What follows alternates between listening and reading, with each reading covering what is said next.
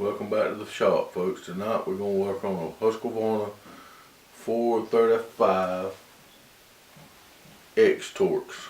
It's a 41cc saw. The customer that brought this saw in said that it runs good once you get it cranked, but just said it's hard to get it cranked. So we're going to go through our process and check it out. In true fashion, I'm going to go ahead first take the bar off from the chain. Several reasons I do that. Number one, it just makes it easier to manipulate the motor while I'm working on it and move it around. Number two, most time I don't sharpen chains for a fee, but when I service or repair a unit, I automatically sharpen the chain on it. So therefore that already has it off of that. And number three, the most important reason, sometimes when one cranks up I get excited. This way here to keep me from cutting my damn arm off. So we're going to go ahead and remove that bar now. I do notice that this unit, like some of the newer model steels, only has one bar in there.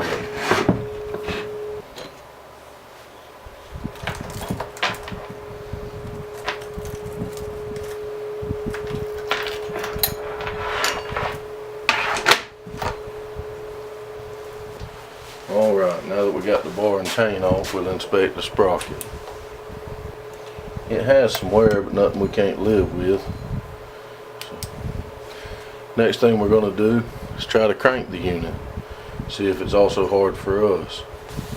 I'm going to check the fuel in it. The unit does have fuel in it. So before we dump that and inspect it, we're going to go ahead and try to crank the saw. I noticed that the bulb does pull fuel.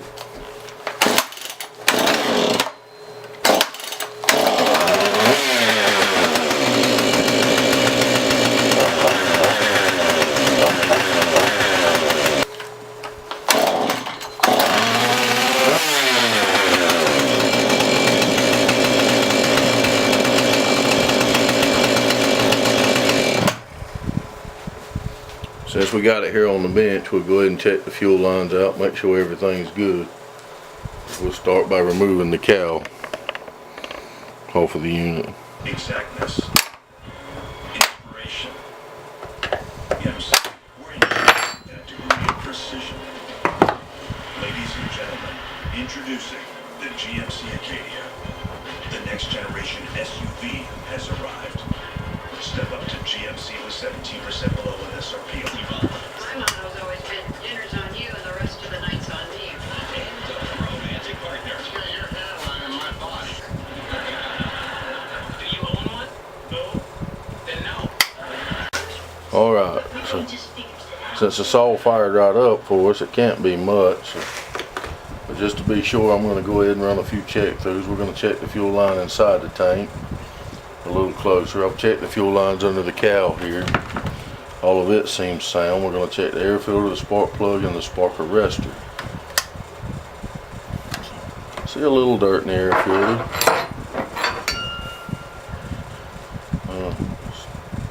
This is a two-piece air filter.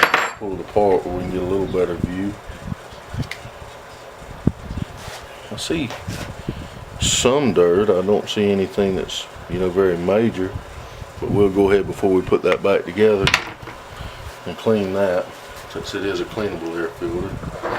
Let's check that spark plug.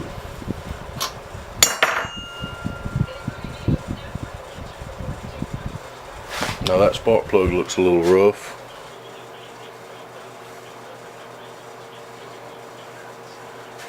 So we'll probably replace that. Next we'll check the spark arrestor.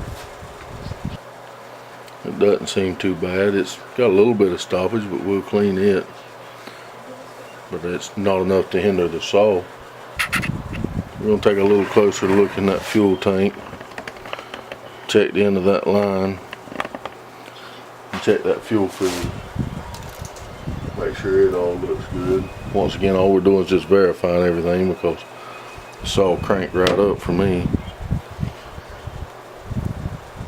Sometimes you'll have that, a saw will run fine.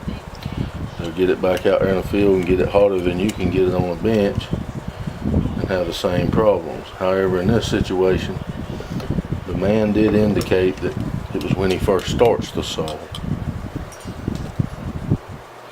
I think everything here is pretty well checking out. The only thing I really see that really use is, like I say, a spark plug, and we'll clean that arrestor even though it isn't that bad.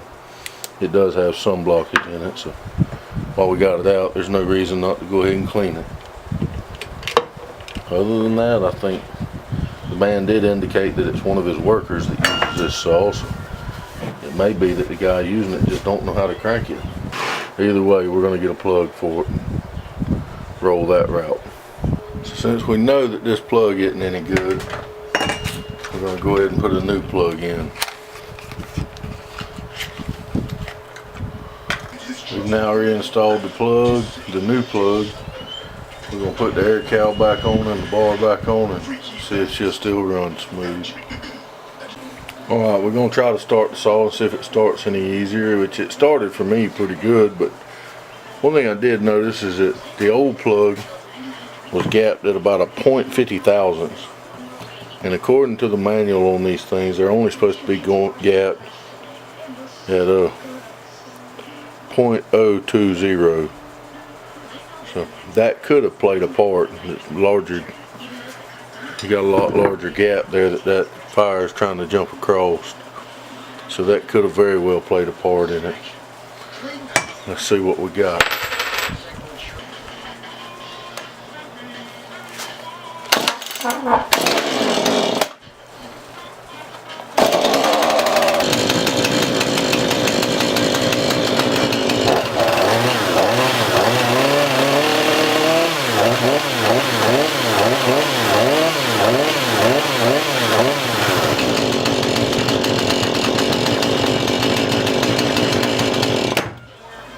I would say that's another success. It definitely starts easy. Even though we didn't find a whole lot really wrong with it, it did need a plug. That plug was fouled. I still went ahead and done all the checklist on the machine to be sure. The only thing I'm not going to do on this machine that I usually do on machines that I service is sharpen the chain. This unit needs a chain. But the customer that brought me this unit says he has his own hookup on bars and chains that he can get cheap. So we're going to skip that process. I appreciate y'all joining me. Till next time, have a good afternoon.